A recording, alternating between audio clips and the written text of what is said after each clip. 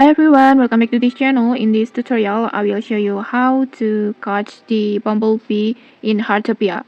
This insect has a unique shape like this, and I think if you are a collector, you definitely don't want to miss this one. And so where you can find it, this bumblebee can be found around the flower field, and then it appears almost all day and almost all the weather at the sunny, rainy, or rainbow. So make sure you hunt it at the right time to get it easily. And to increase your drop rate, I highly recommend using an insect attractor to boost insect spawns and make it easier to you to find this insect.